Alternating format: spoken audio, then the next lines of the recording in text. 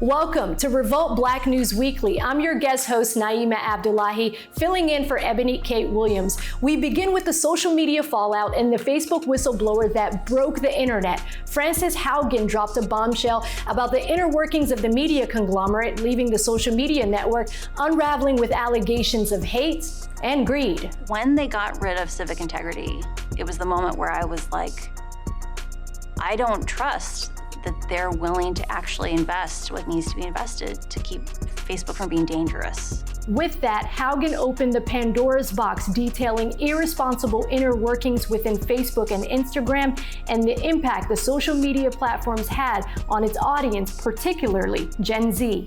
One study says 13.5% of teen girls say Instagram makes thoughts of suicide worse. 17% of teen girls say Instagram makes eating disorders worse.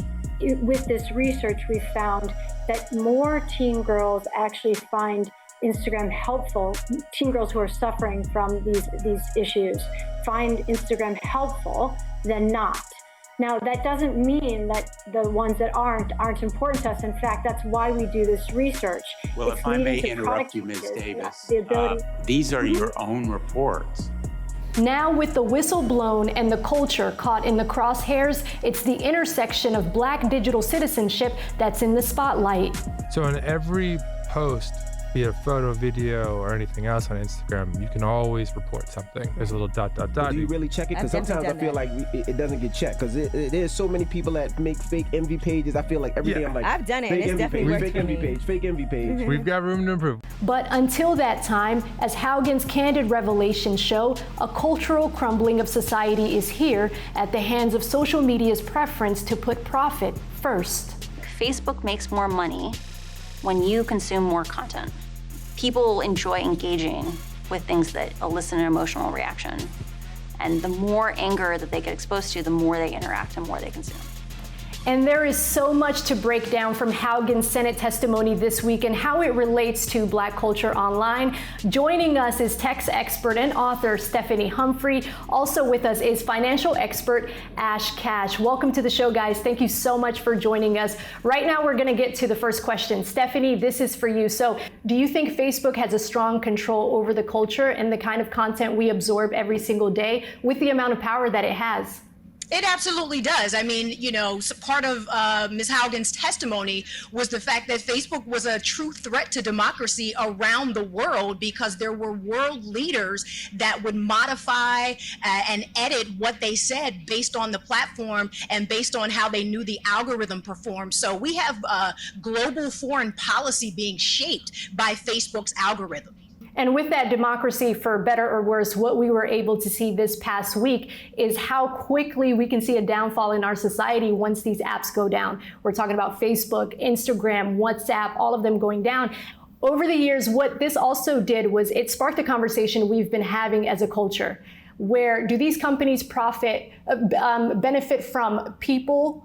In aspect of looking at people instead of the personal interest for the culture, are they looking at the profit? You know, are they looking at clicks before the culture? This is a conversation we've been seeing on social media for so long. What are your thoughts on that? You know, it actually goes against their whole business model, right? Their business model, it's a free app. And in order for them to make money, they have to focus on engagement. They have to focus on the things that will keep people on the apps. And so I think I don't see it changing, because, you know, that's what's driving their revenue. And we can't have this conversation about Facebook and not bring up Mark Zuckerberg, right? He released a statement discrediting the allegations that Haugen made. And I want to spend some time right now, in part, reading some of his quote. It says, "At the heart of these accusations is this idea that we prioritize profit over safety and well-being. That's just not true. For example, one move that has been called into question is when we introduced the meaningful social interactions change to newsfeed. This change showed fewer viral videos and more content from family and friends, which we did, knowing it would mean people spent less time on Facebook. But that research suggested it was the right thing to do for people's well-being. Is that something a company focused on profits over people would do?" Share your thoughts with me, Stephanie.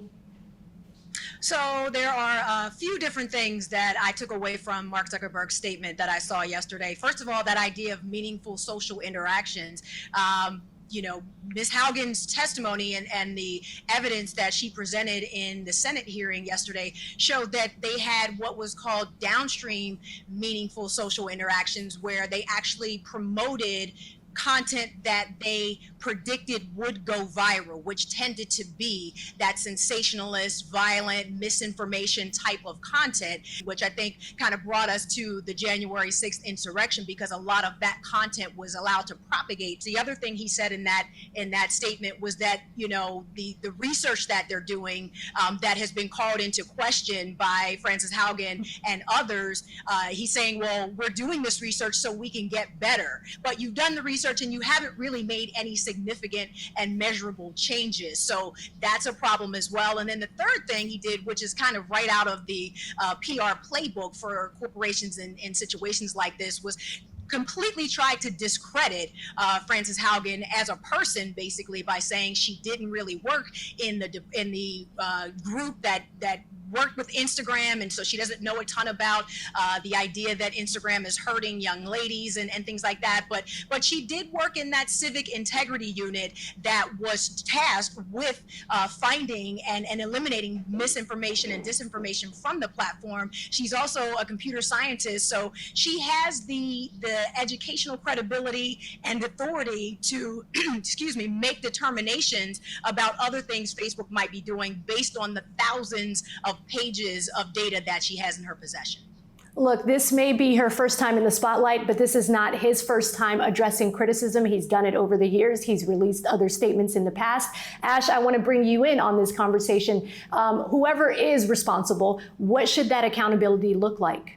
There has to be more transparency. There has to be some type of third-party, situation where, they're not purposely turning on and turning off the things that become harmful. And then, once we find out that this is happening, they have to be fined. They have to be, somehow not able to profit off of, people, people's emotions and people, feeling down and being sensationalized.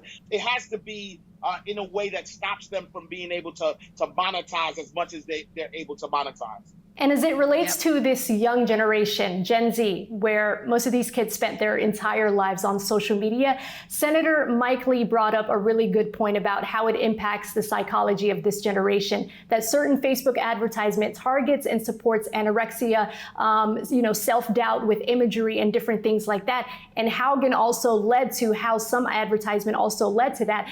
How do you guys think companies should respond to the allegations that she made and conversations we've been hearing about how it deteriorates this young generation's concept of what beauty is, what reality is, because they think there's this polished body image that they should have, when in reality, they should embrace their own selves? Yeah, I think, the responsibility falling on the platform to sort of police the type of content that is on the platform is not going to happen until Section 230 of the Communications Decency Act gets modified to hold them accountable for that. I think the bigger conversation in this part of the equation is where parents come into these discussions, because these are minors we're talking about, and how minors' mental health and wellness is being affected by social media, their addiction to these social media platforms. The parents have a lot of influence over that process and a lot of influence over the experience their young people are having on these platforms. So we really do have to get parents better involved in this conversation. Some say Black people over-index on social media. Is this an opportunity moment to reevaluate Black digital citizenship and really reclaim how much power we do have in maybe one day owning the culture? We can start with you, Stephanie.